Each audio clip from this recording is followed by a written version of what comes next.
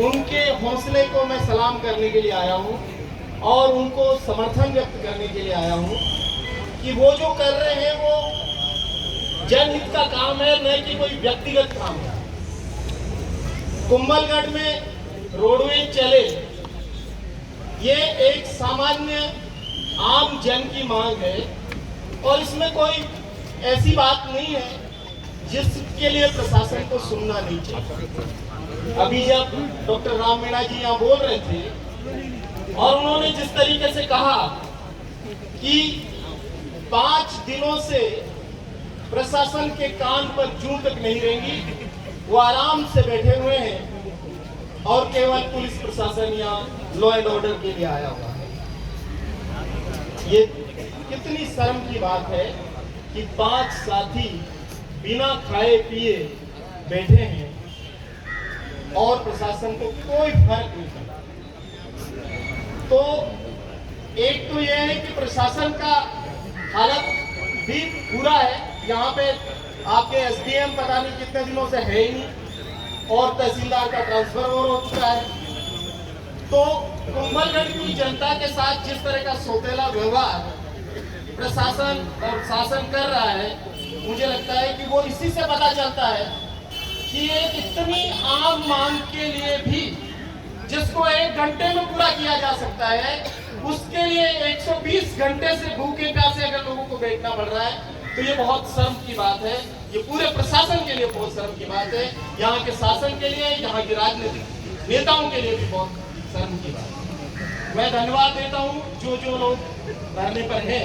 Doctor Ram Meena जी को आप सब लोग जानते हैं, इतना संघर्षशील व्यक्ति। आप हर जगह पर कोई अन्याय अत्याचार और आमजन की मांग होती है, डॉक्टर राम मीणा जी बिना आगा पीछा सोचे, बिना अपना परिवार का सोचे, हम सब लोग सोच समझ के घर से निकलते हैं कि भाई हमारे परिवार है, बुजुर्ग माँ बाप है, छोटे बच्चे बच्ची हैं, उनको छोड़ के जाए कि नहीं जाए, क्योंकि आंदोलन में जाते हैं तो वहाँ कोई लट्टू तो मिलते नहीं है ना, वहाँ पे तो लठ भी पड़ते हैं, वहाँ जेल भी मिलती है, मुकदमे भी दर्ज होते हैं। लेकिन राम मीणा जी ये सब बिना सोचे विचारे आप सब लोगों के लिए हर मोर्चे पर खड़े होते हैं, न केवल मेवाड़ में, न केवल ओराट में, बल्कि मारवाड़ में, पूरे राजस्थान में और पूरे देश में। मैं राम मीणा जी के हौसले को सैल्यूट करता हूं और धन्यवाद देता हूं। आपने जो हिम्मत बना रखी है और उसी का नतीजा है कि ये कुंभलगढ़ में आज इतने लोग इस हिम्मत के साथ खड़े हैं। मित्रों, मैं यहाँ 2002 में पहली बार आया था और आपके यहाँ पे हमने खाद्य सुरक्षा का पहला पायलट सर्वे किया था। 2002 की बात है, कितना साल हो गया, 22 साल पहले आपके यहाँ पे 15 दिन रुक करके हम गांव-गांव में गए और राशन डीलर जो चोरी करते थे उसके खिलाफ हमने यहाँ पे जन सुनवाई करी। आपका ये तालाब के पास में, और सारे राशन डीलर आकर के हमारे खिलाफ धरना प्रदर्शन किया और नारे लगाए। उनका क्या कहना था कि भाई हमको चोरी करने दो, हमारे खिलाफ कुछ मत करो। तो उस समय का कुंभलगढ़ और आज के कुंभलगढ़ को मैं देखता हूं तो जमीन आसमान का अंतर है 2 चीजों में। एक तो आप में जो चेतना आई है खासतौर पे युवाओं में, वो बहुत अच्छी बात है। आदिवासी समाज में, यहाँ के दलित समाज में, यहाँ के बाकी समाज में जो चेतना आई है और इतनी बड़ी तादाद में महिलाएं आज इस आंदोलन को समर्थन देने के लिए आई, ये कोई कम बात है क्या कि एक जनहित के फैसले के लिए अगर इतने लोग आए, हमारे बुजुर्ग आए हुए हैं, युवा आए हुए हैं, महिलाएं आई हुई हैं, पढ़े लिखे लोग आए हुए हैं, जो नहीं पढ़े लिखे वो भी आए हुए हैं, तो मैं सोचता हूं कि ये जो चेतना है बहुत बढ़िया बात है। और दूसरा, यहाँ पर आर्थिक रूप से भी बहुत सारी चीजें हुई है। लेकिन दोस्तों, ये जो मांग पत्र में पढ़ रहा था, इसमें रोडवेज की मांग के साथ साथ ये भी लिखा हुआ है कि टाइगर रिजर्व क्षेत्र जो घोषित किया गया है उसको कैंसिल किया जाना चाहिए, उसको स्थगित किया जाना चाहिए। और मैं सोचता हूं कि इसका पूरा समर्थन है। भाई, आप लेपर्ड से तो लोगों को बचा नहीं पा रहे हो, तेंदुओं से नहीं बचा पा रहे हो, और टाइगर को यहाँ छोड़ोगे तो क्या करोगे? लोगों को मरवाने के लिए छोड़ने वाले हो क्या? और जो लोग सदियों से यहाँ पे रह रहे हैं जंगल में, वो कहाँ पे जाएंगे? ये सरकार जानवरों से भी नीचे समझती है हमारे लोगों को, वो जानवर ला के रखेगी और हमारे को बाहर खदेड़ेगी ताकि हम कहीं जा करके और इधर उधर बैठे रहें। मैं सोचता हूँ कि इस मांग के लिए बड़ी लड़ाई की जरूरत होगी और हम देश भर में आपकी इस लड़ाई में साथ लड़ेंगे। सबको मिल करके लड़ना है। ये रोडवेज की लड़ाई एक प्रारंभिक लड़ाई है, छोटी लड़ाई है। डॉक्टर मीणा जी ने ये जब अनशन की घोषणा की तो मैं कर्नाटक के बेलगांव में, यहाँ से बहुत दूर था, और मुझे बड़ा, जब भी कोई अनशन करता है तो मुझे थोड़ा अफसोस होता है, क्योंकि मैं जिस विचारधारा को मानता हूँ, मैं भूखे प्यासे आंदोलन करने को थोड़ा उससे दूर रहता हूँ। मेरा ये मानना है कि खा पी करके नाचते गाते हुए आंदोलन करो, ताकि आंदोलन कितना भी चलाना पड़े कोई फर्क नहीं पड़े। आइंदा जब भी डॉक्टर साहब आंदोलन करें तो मेरा निवेदन है, डॉक्टर साहब यहीं पे पूरा किचन लैब बना दीजिए और सबसे बेहतरीन पकवान बनाइए और खाइए, ताकि आपका स्वास्थ्य रहे बढ़िया से बढ़िया, क्योंकि आपकी जरूरत इस समाज को और बहुत दिनों तक है। एक छोटी चीज के लिए हम अपने समाज के सेहत को कोई नुकसान नहीं पहुंचने देना चाहते हैं कि एक रोडवेज जैसी छोटी मांग के लिए हमारे व्यक्ति को कोई नुकसान पहुंचे। और ये रोडवेज जैसी चीज के लिए अगर प्रशासन जो अभी 1 घंटे का टाइम उन्होंने दिया उसको नहीं मानता है, तो मैं सोचता हूँ कि बड़ी संख्या में आप हजारों की तादाद में यहाँ है, वो तो पूरा निश्चित रूप से यहाँ अभी देखेगा प्रशासन कि क्या हो सकता है। लेकिन मुझे लगता है कि रोडवेज जैसी मांग को प्रशासन को तुरंत प्रभाव से मानना चाहिए, क्योंकि कहीं ऐसा न हो कि आज रोडवेज की बात नहीं मान रहे हो और कल इन लोगों को कुछ मंत्री बन जाए, विधायक बन जाए तो सलाम ठोकना पड़े इसी प्रशासन को, इन्हीं लोगों को। तो इसलिए ये मांग तो जरूर माननी चाहिए। एक और मांग इसमें लिखी गई है कि यहाँ पर जितना भी होटल और पर्यटन का जो कारोबार है उसमें 80% लोग हमारे लोकल होने चाहिए। मैं सोचता हूँ कि इस मांग से किसी को विरोध नहीं होना चाहिए, क्योंकि यहाँ का पानी, यहाँ की हवा, यहाँ का पहाड़, यहाँ का जल, जंगल, जमीन सब इस्तेमाल करके पर्यटन से जो लोग कमा खा रहे हैं, वो अगर यहाँ के मूल निवासियों को रोजगार नहीं देते हैं तो ये बिल्कुल भी स्वीकार नहीं किया जाएगा।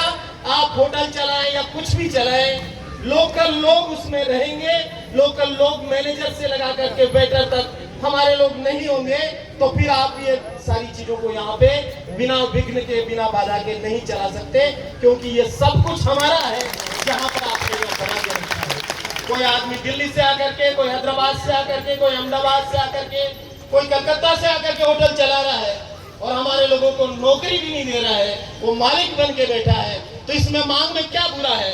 तो मैं सोचता हूँ कि डॉक्टर साहब आपने ये जो मांग रखी, ये बहुत ही जरूरी मांग है कि 80% लोगों को रोजगार मिले।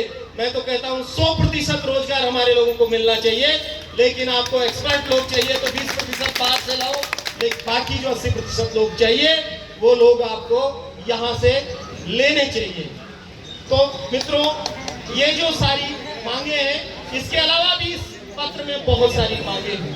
तो ये जितनी भी मांगे इसलिए डॉक्टर साहब ने उठाई है और जितने लोगों ने साथ मिलकर के जो ये सारी चीज की है, मैं सोचता हूँ कि उन सारी मांगों को हमारा समर्थन है। जैसे जैसे आपकी बातचीत जा रही है आगे, गाड़ियां आती जा रही है, आप देख रहे हैं।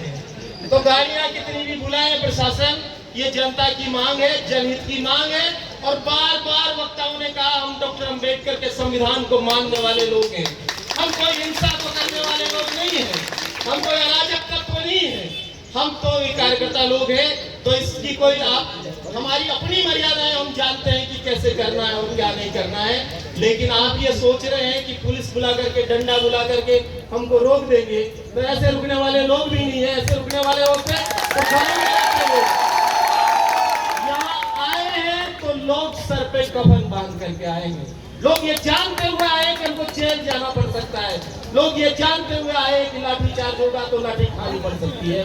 तो डरपोक लोग वैसे ही घरों में हैं, यहाँ आए हुए लोग बहादुर लोग हैं, तो ये डरने वाले लोग नहीं हैं। लेकिन ये जानते भी हैं, ये कानून और व्यवस्था को भी समझते हैं, ये बाबा साहब अम्बेडकर को मानते हैं, तो ये भी जानते हैं कि हमको लॉ एंड ऑर्डर का भी सम्मान करना आता है।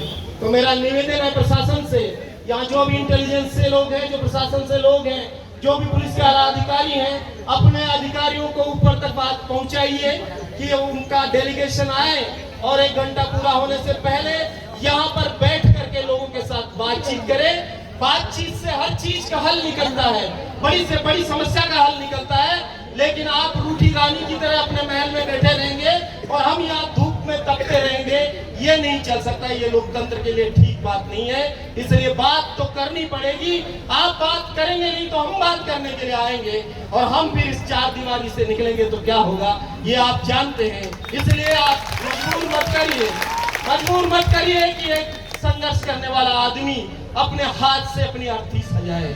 ये कितनी बुरी बात है कि कोई आदमी अपनी अर्थी सजाए। ये कितनी बुरी बात है कि हम सब लोग खाना खाएं और कुछ लोग बिना खाए यहाँ पर बैठे हुए हैं। ये सब चीजें अच्छी बात नहीं है। आज ये माता बहनें यहाँ आई, रोटी लेकर के आई।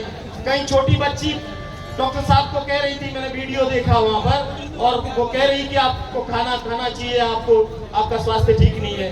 अभी कोई एक भाई साहब और आए, उन्होंने भी आके कहा कि आप अपनी जान को रोडवेज जैसी चीज में मत करिए।